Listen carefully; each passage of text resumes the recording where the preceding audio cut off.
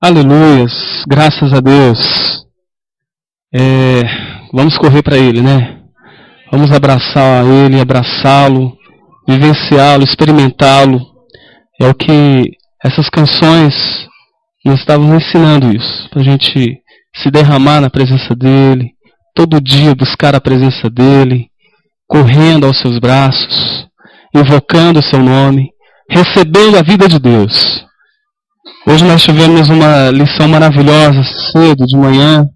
A pastora Lourença deu o curso, finalizando o tema sobre a graça de Deus. E quem estava aqui realmente sabe que nós saímos daqui muito alimentados.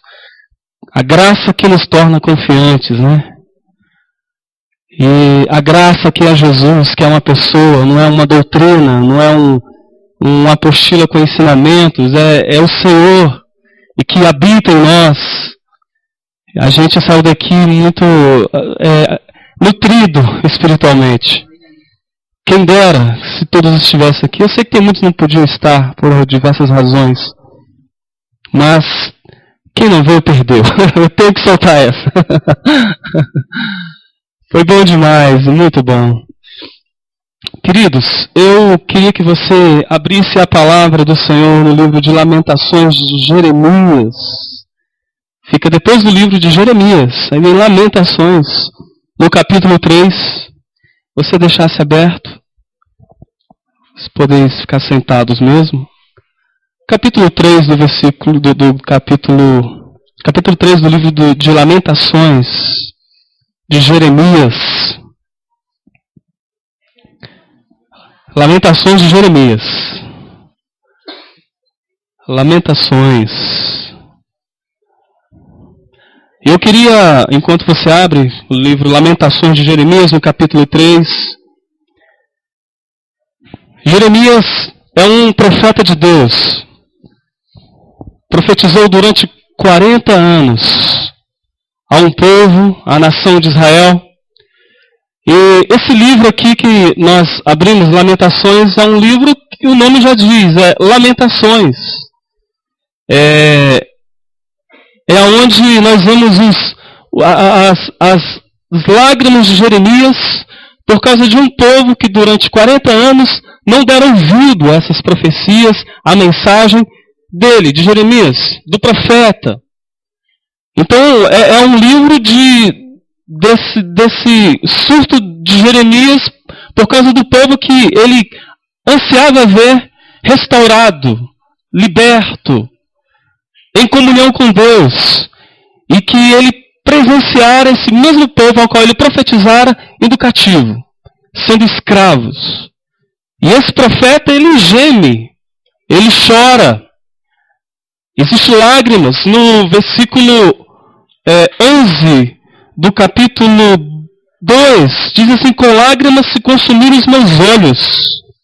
E Jeremias é conhecido teologicamente como profeta chorão, profeta que chora. Porque Jeremias é esse profeta, ele fala a palavra de Deus, mas ele, em vendo aquelas pessoas indo presas em cativeiro, ele sente dor, ele chora, ele expressa sentir essa angústia dele. E muitas vezes ele está lá buscando a Deus, em oração, em súplica, e há um choro compulsivo desse homem. Porque profeta chora. Profeta também sente dor dentro do seu coração quando vê as pessoas às quais é alvo das suas intercessões, alvo das suas orações, alvo dos seus clamores a Deus, ao qual você ama tanto, que você queria tanto ver ele participando com alegria das solenidades, dos cultos, das reuniões, desses momentos que a gente encontra Deus juntos, coletivamente. E esses aos quais você ora, você vê que ele não está caminhando, ele parou a caminhada, não progrediu, não se libertou, não encontrou saídas, não foi verificado na sua existência portas que pudesse conduzi-lo à libertação, à alegria, à vida plena que Deus oferece. Por isso ele é um profeta que geme. E antes, eu me lembro de alguns anos atrás, muitos anos atrás, eu participava de algumas reuniões onde era profecia para tudo quanto é lado. É a gente colocando a mão na cabeça do outro e assim diz o Senhor, e eu quero ir nessa aí. E a minha concepção daquilo era que ser profeta era apenas aquilo. Era ter uma mensagem de Deus assim que você recebia e transmitia para alguém. E quando a gente olha esse ministério do profeta na palavra, você vê que dentre muitas coisas, o profeta é alguém que está envolvido com pessoas. Que sente o drama das pessoas, que conhece o chão, a saga do povo. E esse aqui, ele está tão envolvido que as pessoas são presas e ele se condói. Ele ministra a um povo e esse povo não escuta, não escutou. Intercedeu para que o povo não fosse para o exílio e o povo foi para o exílio. Em outras palavras, deu tudo errado naquilo que era expectativa profética na vida de Jeremias. As coisas não haviam saído como ele sonhara, como ele intercedera. E o livro então é esse choro de Jeremias, as lamentações, as lágrimas do profeta. E como é que está a alma dele? Nós vamos ler a partir do versículo 1 do capítulo 3. Olha só, vamos ler juntos. Eu sou o homem que viu a aflição pela vara do furor de Deus. Ele me levou e me fez andar em trevas e não na luz. Deveras ele volveu contra a minha mão, de contínuo, todo dia. Fez envelhecer a minha carne e a minha pele, despedaçou os meus ossos. Edificou contra mim e me cercou de veneno e de dor. Fez-me habitar em lugares tenebrosos, como os que estão mortos para sempre. Cercou-me de um muro, e já não posso sair. Agravou-me com grilhões de bronze. Ainda quando clamo e grito, ele não admite a minha oração. Fechou os meus caminhos com pedras lavradas. Fez tortuosas as minhas veredas. Fez-me como um urso à espreita, um leão de emboscada. Desviou-me os meus caminhos e me fez em pedaços. Deixou-me assolado. Entesou o seu arco e me pôs como alvo a flecha. Fez que me entrassem no coração as flechas da sua aljava. Foi objeto de escárnio para todo o meu povo, e a sua canção todo dia. Fartou-me de amarguras, saciou-me de absinto. Fez-me quebrar com pedrinhas de areia os meus dentes, cobriu-me de cinza. Afastou a paz de minha alma, esqueci-me do bem. Então disse eu, já pereceu a minha glória, como também a minha esperança no Senhor. Lembra-te da minha aflição e do meu pranto, do absinto e do veneno. Minha alma continuamente os recorda e se abate dentro de mim. Esse aqui é o profeta. As lamentações de Jeremias. E esse Jeremias é alguém que a gente pode dizer, chamá-lo como irmão, porque ele é justamente alguém que conhece a Deus. Ele busca o mesmo Deus que eu busco. Ele buscou o mesmo Senhor que você conhece. E a alma dele está aqui explícita dessa forma. É interessante como ele coloca o versículo 17. Afastou a paz de minha alma. Isto é, a paz no coração de Jeremias, quanto mais ele buscava, quanto mais ele corria atrás, a sensação é que essa paz corria dele. Paz, alma e alegria haviam se tornado coisas antagônicas na vida do profeta. Diante de tal amargura, diante de tal dor, diante daquilo que não se concretizara no seu ministério. Então, parece que ele estava começando a dar um passo para entrar numa depressão, para entrar numa angústia sem fim, se alimentar de amargura, porque ele mesmo diz, no versículo 20, que a alma dele recorda isso, se abate dentro dele. Final do versículo 18, que a esperança dele no Senhor já estava perecendo. É um profeta que está perdendo a força, que está perdendo a esperança, que diante daquilo que ele tanto sonhara e não estava conseguindo de uma forma imediata, ele está desistindo do chamado de Deus para a vida dele. E a gente vê isso no livro, nos lamentos de Jeremias. Eu creio que Deus permitiu que esse livro fosse escrito para que nos ensinasse algumas coisas, dentre algumas coisas, uma, que a alma de qualquer ser humano pode passar por profundos estados de depressão. Agora preste atenção, nós cristãos que conhecemos a Jesus, podemos até ficar depressivos, porém não permanecemos depressivos. Podemos passar por momentos de tristezas, porém não permanecemos tristes para sempre. Porque a alegria do Senhor é a nossa força. Porque somos amparados pelo Senhor. E aí quebra-se aqui toda a teologia que diz que crente não passa por esses momentos. Passa. Mas mesmo passando, nós temos alguém que nos segura. Que é alguém que está dizendo assim, pode confiar em mim, que eu vou fazer você dar a volta por cima. Vou fazer você vencer. Então aqui nós estamos falando do profeta Jeremias, que cronologicamente está muito distante de nós, mas que existencialmente pode se parecer com cada um de nós. Quem sabe, existe alguém aqui hoje, ou alguém que você conheça, que esteja vivendo o mesmo drama do profeta Jeremias. Gente com ais, dizendo ais. Gente que está fazendo das lágrimas um ciclo sem fim. Gente que faz da desesperança o seu alimento. Pessoas que acordam tomando o café da angústia, porque eu penso que a forma como o profeta estava acordando estava determinando o seu dia. Onde ele já acordava e quem sabe nos seus lábios já estava aquela palavra que muito brasileiro diz, nossa, é segunda-feira, vai ser um dia terrível. Segunda-feira é um dia quase que desgraçado para muita gente. Então, como ele estava acordando, também poderia determinar a forma como seria o seu dia. E nós, por mais que seja segunda, terça ou qualquer outro dia, nós sempre devemos acordar e dizendo glória a Deus. É mais um dia. Pode vir batalha, pode vir lutas, pode vir desafios. A gente não vai dizer problemas, a gente vai dizer um desafio, né? Não é isso que é ensinado? É um desafio com o qual eu me apresento e com o qual, no nome do Senhor, eu vou sair vencedor. Porque o Senhor nos ampara, tem cuidado de nós.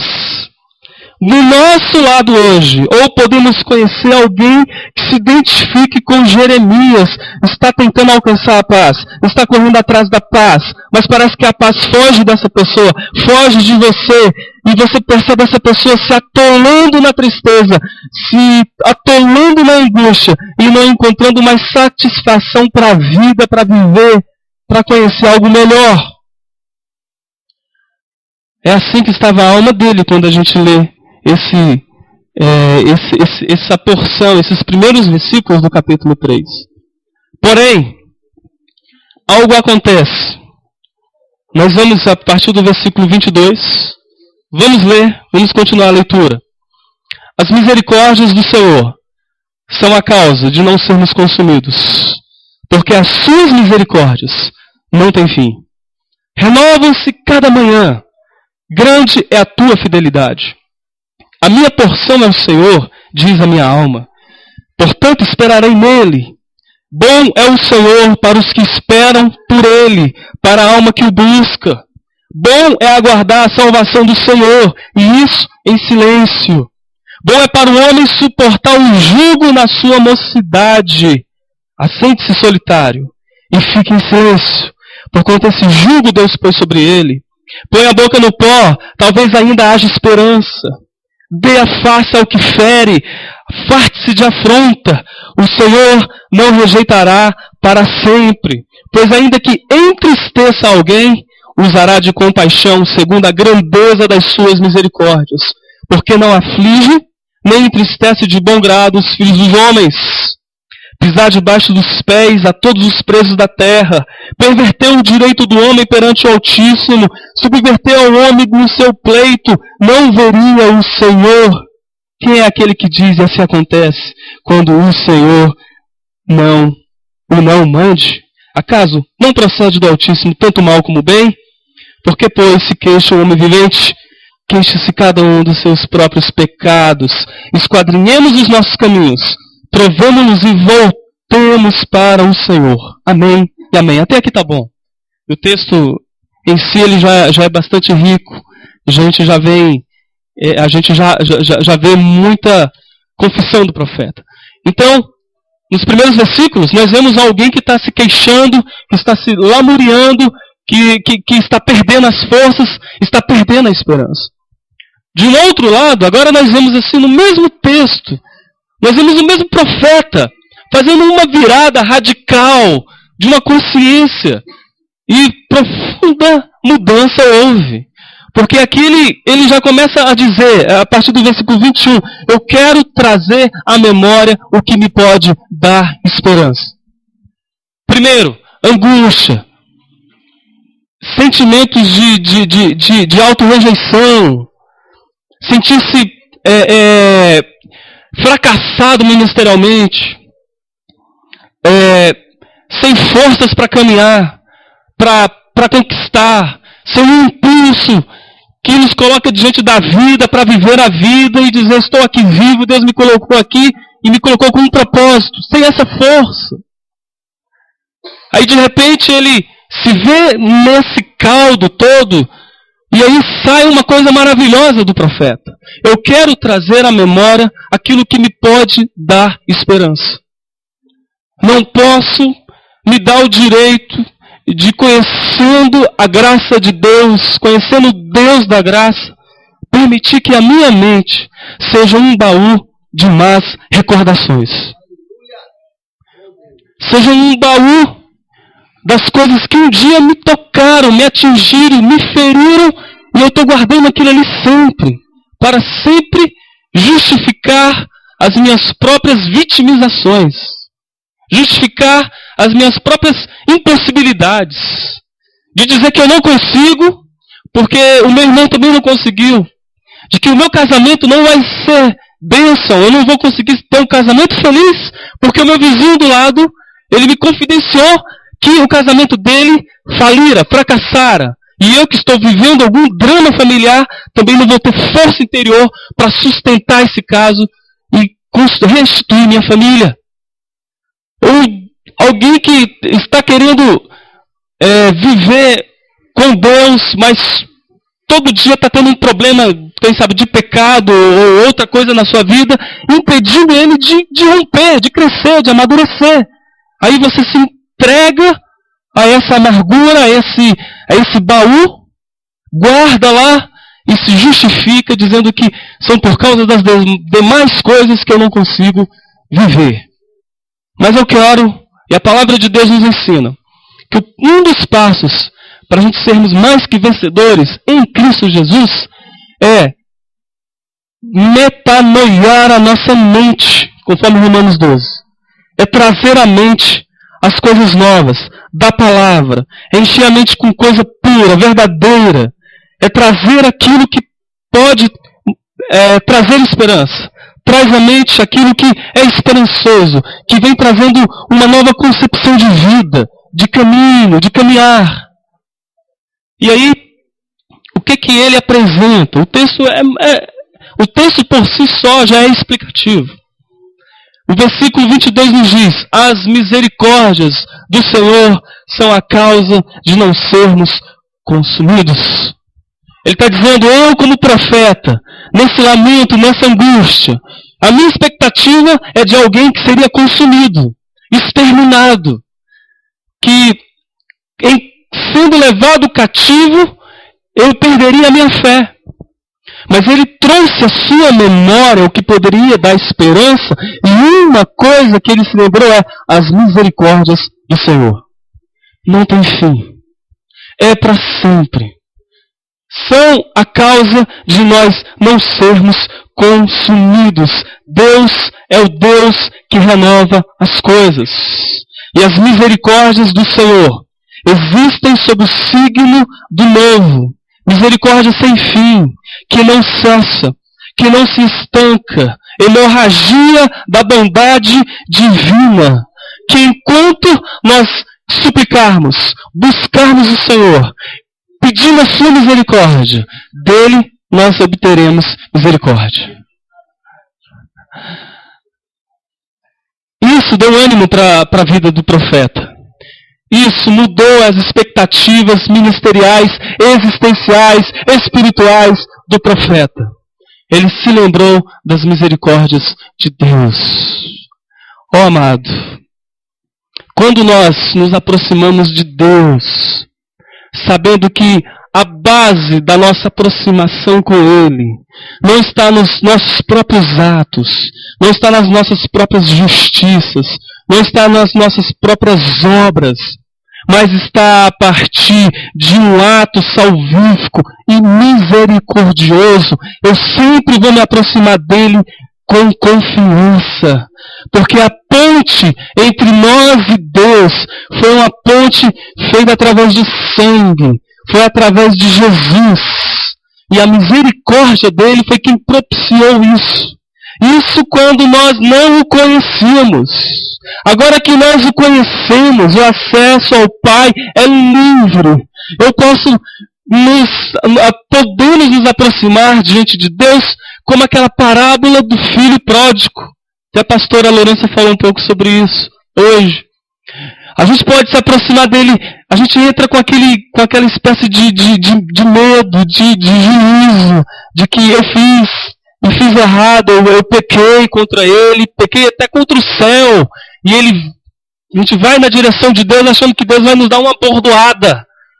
Aí quando o garoto se aproxima do Pai, que é a imagem de Deus, representando Deus, ele se aproxima e beija e cheira o filho, e aí diz, entra meu filho, restitui a ele a posição de filho, e aí ele celebra esse retorno, essa volta. Por quê? Porque as misericórdias do Senhor são a causa de não sermos consumidos. As misericórdias do Senhor é que pode renovar a nossa vida, renovar as nossas relações. Agora, se eu me relaciono com um Deus misericordioso, espera-se de mim que as minhas relações horizontais pratiquem a mesma misericórdia com o próximo. Por isso eu tenho que ser misericordioso, primeiramente com os da minha casa. Porque são esses que vão testificar, vão testificar da minha própria vida. É muito fácil eu chegar aqui, Giz, a paz do Senhor, te amo, minha irmã. Dificilmente eu chegar no meu filho e dizer as mesmas palavras. Te amo, meu irmão, te amo, minha irmã. Dificilmente são maridos que não conseguem dizer as mesmas palavras para suas esposas, para os seus filhos, para as pessoas que convivem dentro da mesma casa, do mesmo lar. As misericórdias do Senhor são aquelas que nos visitam, mas que transformam radicalmente as nossas consciências, mudam a história da nossa vida, transformam o nosso caráter. Não é apenas um gesto da bondade de Deus que passa a mão na nossa cabeça, mas que nos põe no eixo, que nos conecta a Ele próprio e nos faz andar na direção do próximo em reconciliação, em amor, no nome de Jesus. Então a primeira coisa que ele lembra é essa: as misericórdias do Senhor são a causa de não sermos consumidos, porque as suas misericórdias não têm fim. Não tem fim. Muitos podem dizer, vão colocar na sua mente, tem fim, mas não tem, é para sempre. É um poço da graça de Deus que tem água abundante, nunca vai cessar. Então Deus, você pode repetir comigo? Deus, ao qual servimos, é misericordioso. A misericórdia dele é que faz sermos aceitos. Não há mais sacrifício a fazer, não há mais barganhas a fazer. Você não precisa, é só crer. É como uma frase que eu li uma vez.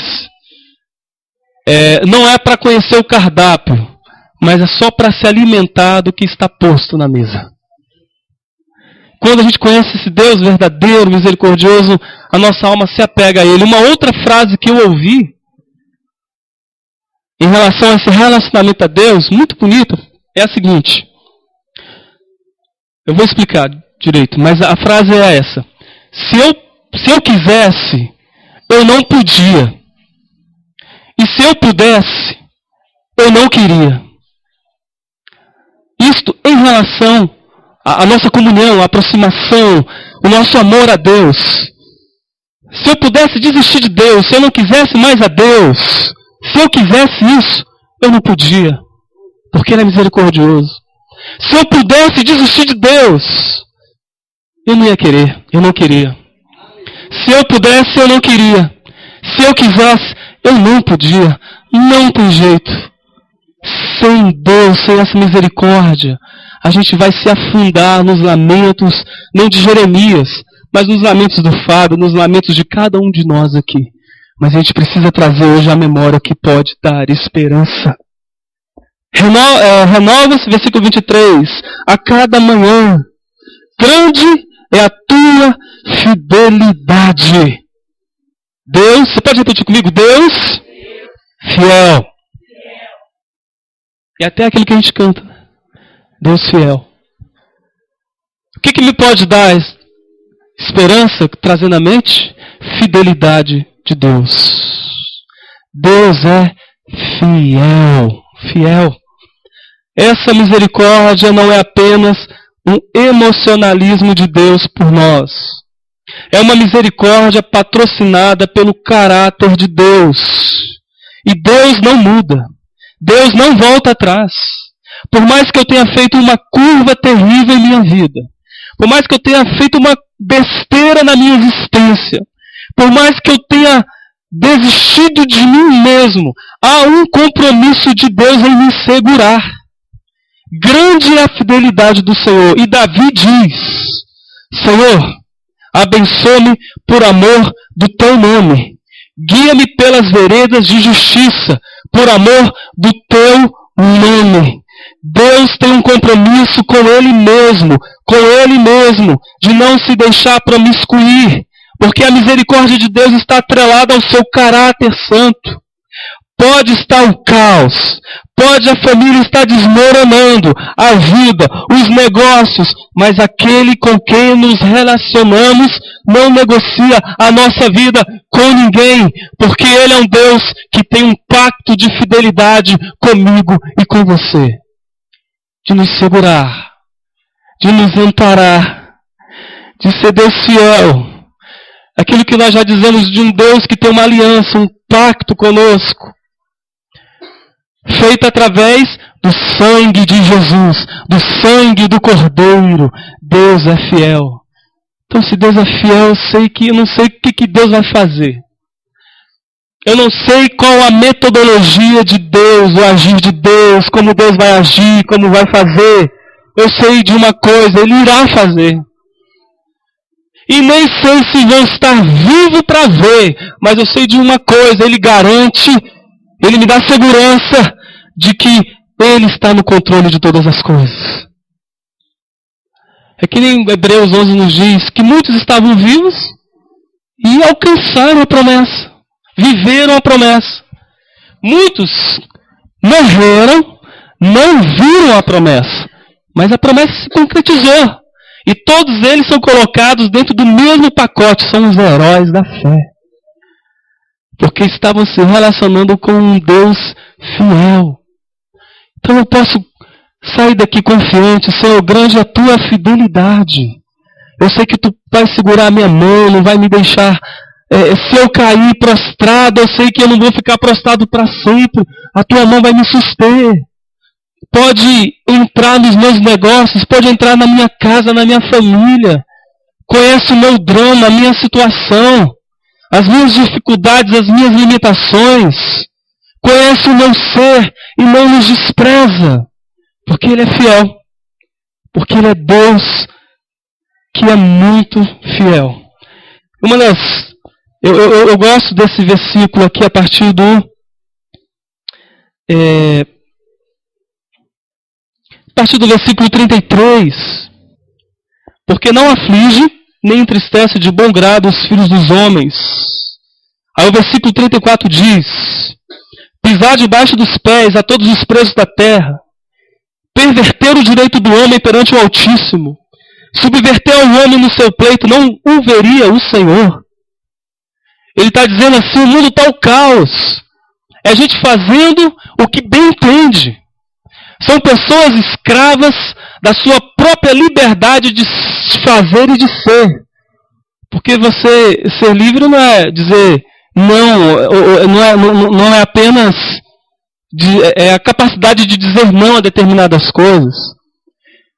Ser livre também não é dizer sim a todas as coisas.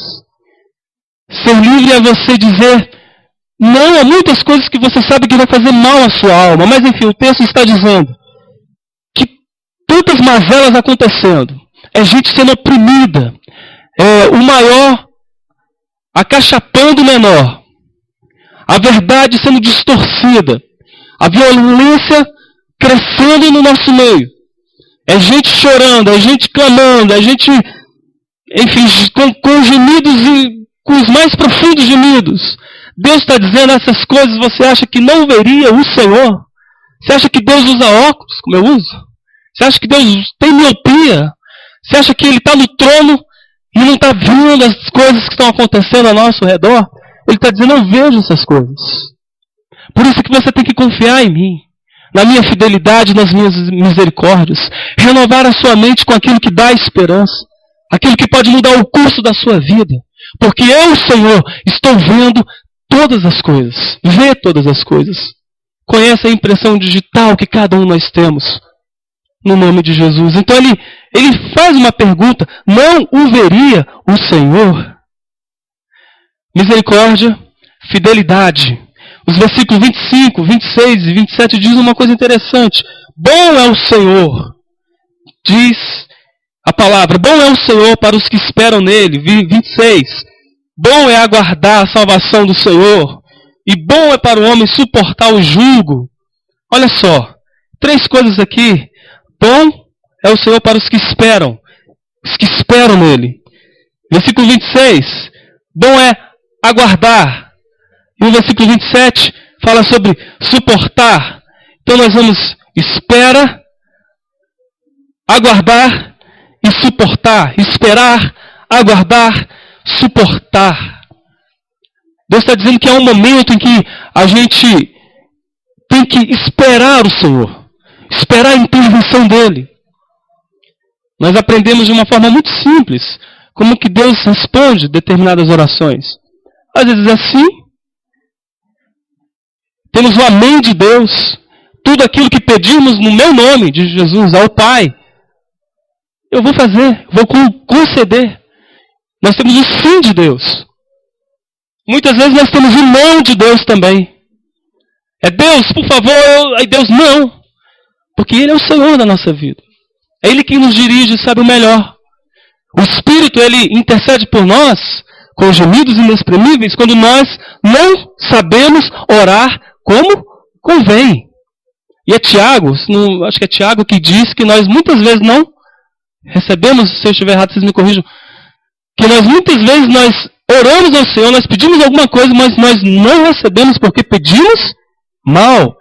E Tiago, e a resposta de Deus é não.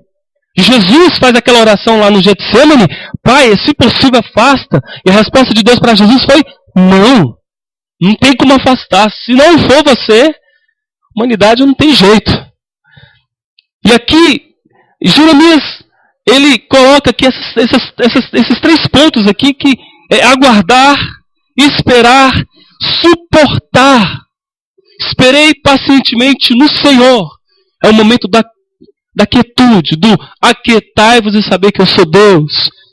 Onde a gente quer explodir a nossa alma, a gente quer falar muitas coisas, a gente quer expor determinadas coisas, mas o momento é de silêncio, é de quietude.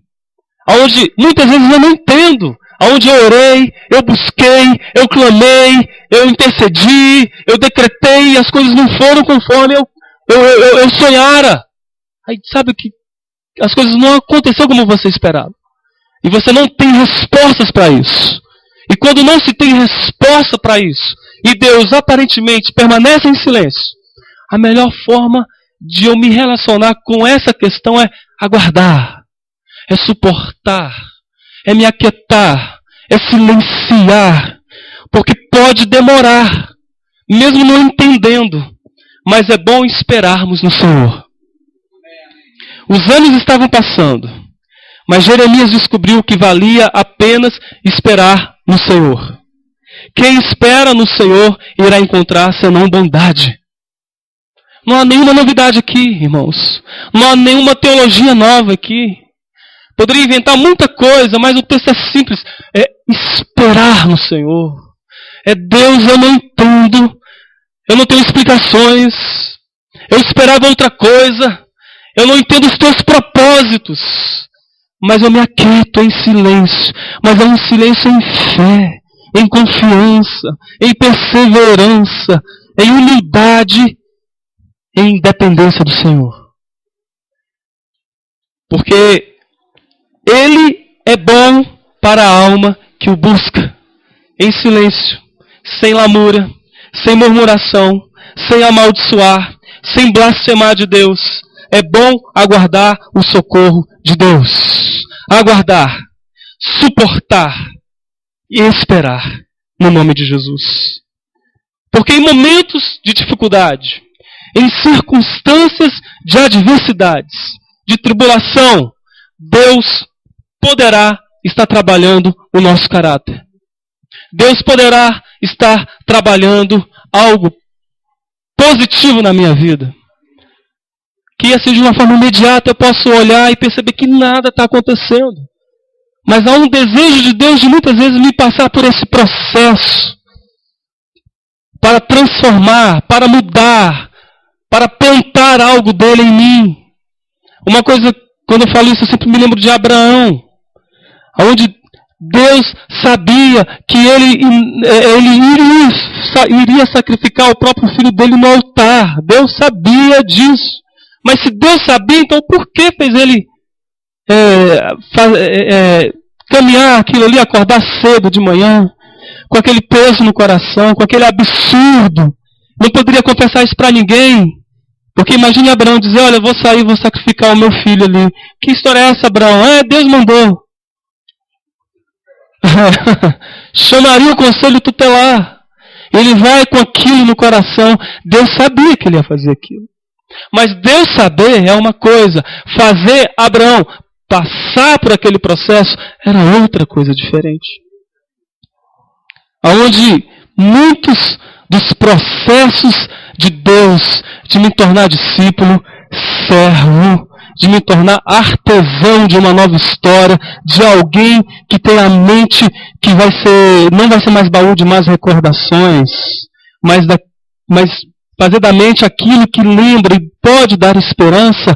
Esses processos acontecem muitas vezes nas adversidades, nas lutas, porque ninguém cresce na alegria. Todos nós crescemos nos momentos de dificuldade, de adversidade e de lutas. Essa situação chega para nos vergar.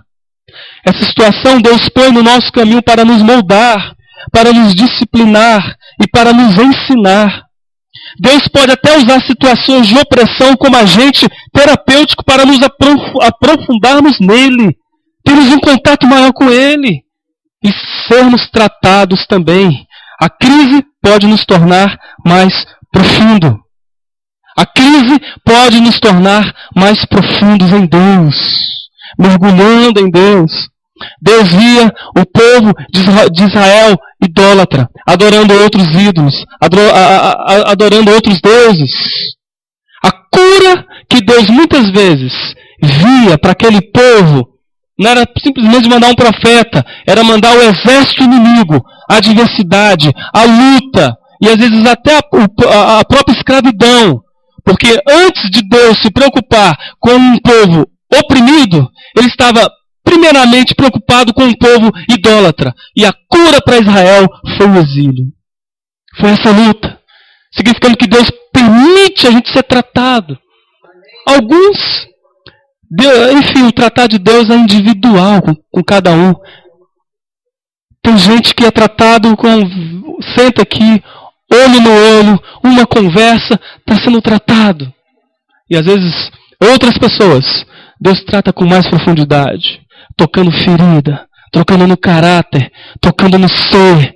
Porque a intenção de Deus é nos fazer filhos sadios, curados, transformados. Por isso a gente cresce nos momentos da adversidade. Então, antes de qualquer coisa, você viu a adversidade, olha para ela. Veio a tentação, olha para ela. Veio a luta, olha para ela e se pergunta: por que você está aqui, diante de mim? Por que você está crescendo dentro de mim? Pergunte a Deus a forma de você se livrar disso e a forma como você pode crescer com isso também. Crescendo espiritualmente, crescer com essa adversidade, com essa luta. O profeta começou a mudar quando ele passou a pensar nessas coisas. Pode demorar, mas é bom esperarmos o Senhor. E nessas circunstâncias, Ele, Deus, pode estar trabalhando o nosso caráter no nome de Jesus. Versículo 32. Pois ainda que entristeça alguém, usará de compaixão segundo a grandeza das suas misericórdias. Mas eu quero falar sobre a compaixão de Deus.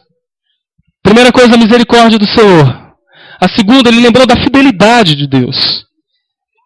A terceira coisa que ele nos ensina é que a gente tem que esperar, suportar em fé muitas das coisas que nós passamos. E aqui ele nos faz lembrar a compaixão de Deus.